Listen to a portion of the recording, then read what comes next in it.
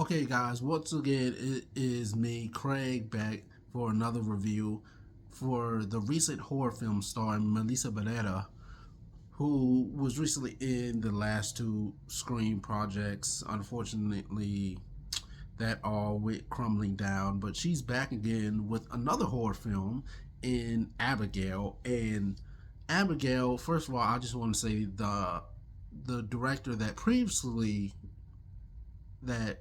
directed Scream 5 and 6, also directed Melissa Barrera and the rest of the cast.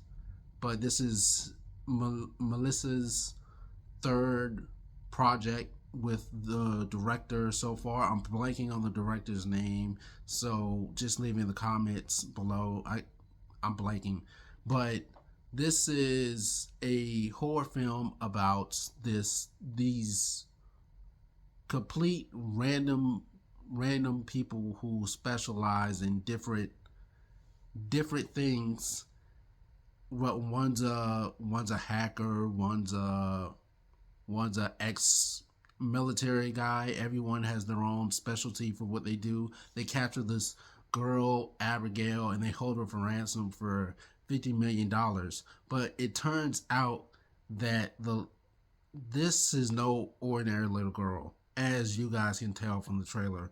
And not only that, but when they find out that the person, the little girl that they captured, and what family she comes from, especially her dad, everything goes downhill from there because every single one of them starts to get picked off one by one when they find out that this little girl is more than she looks, or more than she seems.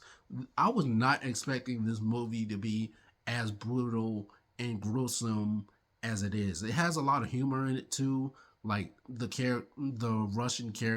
Russian brute guy, Peter. He's kind of like the dumb muscle guy. Dean is more the dumb stoner guy. And there's one death in particular that kind of upset me just because I wanted the character to see the light of day. No pun intended, considering that Abigail is a might be a spoiler alert. I'm not sure. Abigail is a vampire, so they have to find out.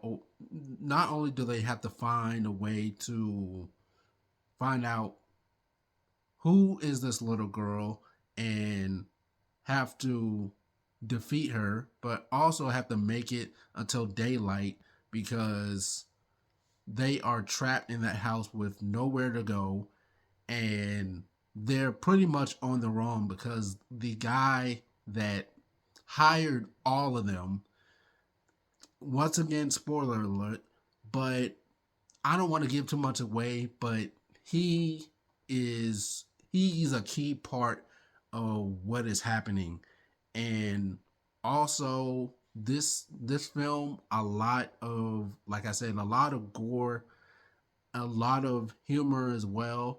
And when you find out that Abigail is doing what she's doing, you kind of I kind of understand in a sense. I don't exactly have some sort of, I wouldn't exactly say I have empathy or sympathy for her, but I do understand that these burglars are terrible people when she lets all their skeletons out of their closet. And you know, from there I was kind of rooting for her, but I also wanted some of the characters to live, even though you can't escape or run from your past. A lot of the characters have fake code names and or change their names so they can kind of forget about their past and use that money that they were going to get from stealing this little girl and kind of live in the present, and that way they don't have to worry so much about what they did in the past. But all their past is coming back to haunt all of them, which is why Abigail is picking off every single one of them one by one. This is a pretty great horror film. I wasn't expecting much of it, which is I think why I liked it so much. And plus, I'm a big fan of Melissa Barrera, and she's kind of been in the limelight for a while now, and especially after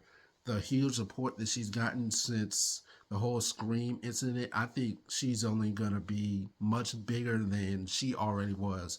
I give this film 4 stars, but let me know what you guys think in the comment section below. Don't forget to like, share, comment, subscribe, and I'll see you guys in the next video.